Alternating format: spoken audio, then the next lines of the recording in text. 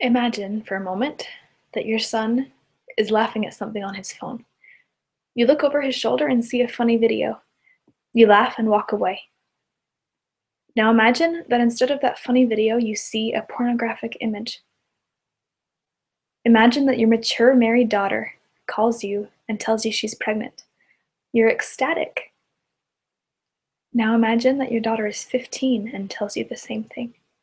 These are only two of a plethora of sexual ills that face your children in the world today.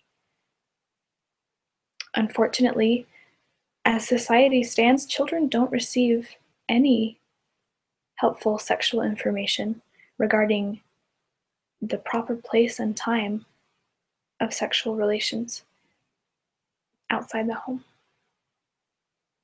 It is parents' responsibility to teach children about sexuality because they don't receive accurate information anywhere else. Many parents are embarrassed or just don't know how to talk to their kids about sex, but with the messages coming to your children from society about sexuality, kids are thinking about it anyway. Moreover, your avoidance of the subject does not go unnoticed with your children. When you avoid talking about sex with them, it causes them to form warped views of sexuality. Ignoring the subject makes them think that sex is something that's secretive and dirty. When they form these views, it often causes them to express their growing sexuality and explore it in unhealthy ways, such as the use of pornography. As a young teenager, I remember thinking that my increasing sexuality was not normal and that it made me dirty and bad. If not from parents, where do kids get their information about sex, accurate or otherwise? Schools are the most obvious source, and while helpful, at best, most sexual education programs in public schools teach kids only about the physiological aspects of sex and nothing about forming healthy relationships and avoiding bad ones. Further, and to make matters worse, many public sex education programs are based on the research of Alfred Kinsey, conducted in the 1950s. Kinsey just happened to interview prostitutes and imprisoned pedophiles to learn about child sexuality. He also encouraged his friends to sexually abuse children to learn about sexual responses in kids. This research led him to conclude that children are sexual creatures by nature and that healthy education for them should include masturbation and gender fluidity. Kinsey's research has been banned by several nations, including Croatia, whose government stated that Kinsey's programs lead to promiscuity, pornography, and homosexual behavior in children as young as 9 years old. Kids also fill in the blanks in their knowledge about sex from media. It's no secret that television, games, and social media contain blatant sexual messages. Most significant, however, is the widespread use of pornography among children. According to the Fight the New Drug Foundation, a majority of teenagers obtain at least some of their sex ed from porn. There are many problems with this, but on a very basic level, pornography fails to portray sex as something that's part of healthy relationships between good people. It makes it all seem bad and underground. Pornography also fails to portray the effects of harmful sexual practices such as partner abuse. Kids also turn to peers when they're curious about sex, but it's rare for a peer to know more helpful information about sexuality than your kids do. Further, peers tend to encourage one another to experiment with risky sexual behaviors and may introduce drugs and alcohol into this behavior. So what can we do? What can you do as parents to help protect your children from these threats?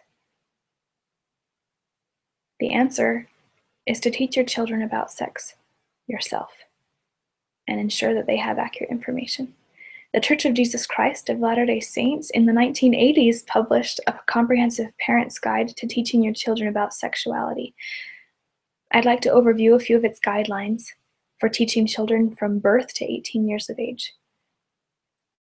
For kids ages 0 to 3, parents' education should focus on the body, teaching kids that the body is an amazing gift and that because they have a body, they can do things like run and play and eat yummy food and cuddle with mom.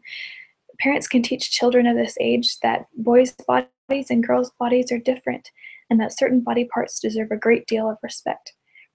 Parents must also set proper guidelines for touch and affection in relationships with family, friends, and even strangers. Like, we don't hit people we love, and we don't hug strangers. For kids ages 4 to 11, parents' main responsibility is to help children prepare for and understand bodily and emotional changes that they'll experience at this stage.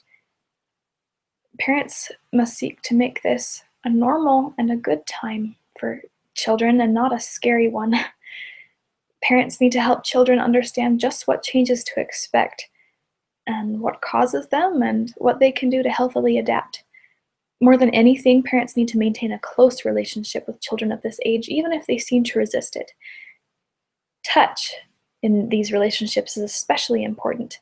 Hugging your kids and touching them on the shoulder and even high-fiving them can teach them that healthy touch is a part of every good relationship and is not bad by nature.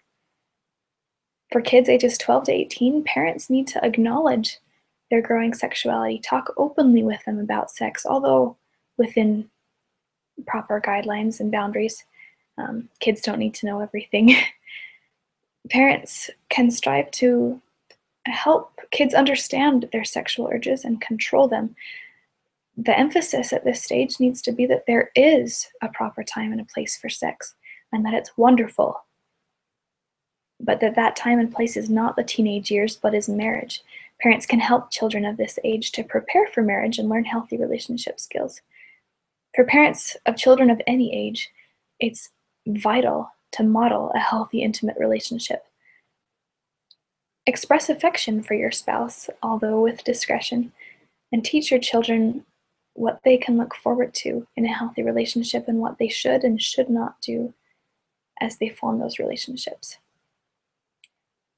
Imagine a world where pornography use was not widespread and where teens never became pregnant, where you didn't have to worry about harassment or molestation. Imagine what the world would be like for your children if these problems continue to worsen.